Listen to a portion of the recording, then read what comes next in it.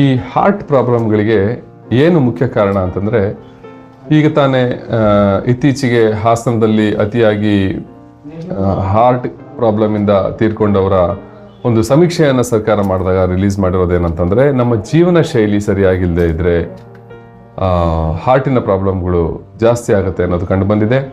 ಏನಿದು life style disease ಅಂದರೆ, ಕಾಯಿಲೆಗಳನ್ನು ಎರಡು ಥರ ಡಿಫ್ರೆನ್ಶಿಯೇಟ್ ಮಾಡ್ತೀವಿ.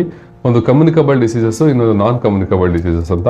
ಒಬ್ಬರಿಂದ ಇನ್ನೊಬ್ಬರಿಗೆ ಹರಡದೇ ಇರೋಂಥ ಕಾಯಿಲೆಗಳಲ್ಲಿ ಈ ಹಾರ್ಟಿನ ಪ್ರಾಬ್ಲಮ್ ಕೂಡ ಒಂದು. ಇದು ಜೀವನ ಶೈಲಿಗೆ ಸಂಬಂಧಪಟ್ಟಂಥ ಒಂದು ಕಾಯಿಲೆ. ಇದನ್ನ ಲೈಫ್ ಸ್ಟೈಲ್ ಡಿಸೀಸಸ್ ಅಂತ ಕೂಡ ಕರಿತೀವಿ.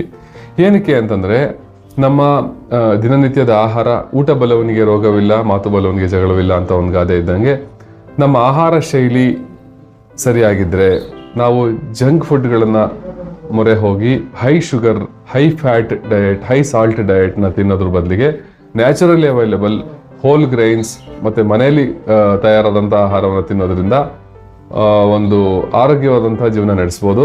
ಇದ್ರ ಜೊತೆಗೆ ಸ್ಟ್ರೆಸ್, ತುಂಬ ಅತಿಯಾಗಿ ಸ್ಟ್ರೆಸ್ಗಳನ್ನು ತಗೊಂಡಾಗ ನಮ್ಮ ದೇಹದಲ್ಲಿ ಕಾರ್ಟಿಸಾಲ್ ಅಂತ ಒಂದು ಹಾರ್ಮೋನ್ ರಿಲೀಸ್ ಆಗಿ ಇದು ಹೃದಯ ಸಂಬಂಧಿ ಕಾಯಿಲೆಗಳಿಗೆ ಎಡೆ ಮಾಡಿಕೊಡುತ್ತೆ.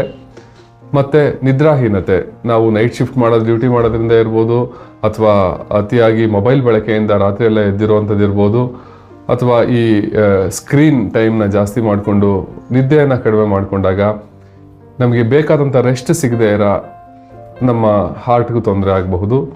ಮತ್ತು ಇನ್ನು ವ್ಯಸನಗಳು, ಧೂಮಪಾನ, ಮದ್ಯಪಾನ, ಈ ಥರದ ತಂಬಾಕು ಯಾವುದೇ ರೂಪದಲ್ಲಿರ್ಬೋದು, ಈ ಥರದ ವ್ಯಸನಗಳನ್ನ ಮಾಡೋದ್ರಿಂದ, ಸ್ಟ್ರೆಸ್ಸಲ್ಲಿರೋದ್ರಿಂದ ನಮಗೆ ಹಾರ್ಟ್ಗೆ ತೊಂದರೆ ಆಗ್ತದೆ ಅನ್ನೋ ವಿಚಾರ ಕಂಡು ಬಂದಿದೆ. ಸೊ ಹಾಗಾಗಿ ಹೆಲ್ದಿ ಲೈಫ್ ಸ್ಟೈಲನ್ನು ನಾವು ಅನುಸರಿಸೋಣ ಮತ್ತು ಹೃದಯ ಸಂಬಂಧಪಟ್ಟಂಥ ಕಾಯಿಲೆಗಳನ್ನು ಅವಾಯ್ಡ್ ಮಾಡೋಣ ಅಂತ ಹೇಳ್ತಾ, ಈ ಒಂದು ವಿಡಿಯೋನ ಎಷ್ಟೊತ್ತರೆಗೂ ನೋಡಿದ್ದಕ್ಕೆ ಧನ್ಯವಾದಗಳು. ಮುಂದಿನ ವಿಡಿಯೋದಲ್ಲಿ ಮತ್ತೆ ಸಿಗ್ತೀನಿ. Thank you for watching. Bye bye.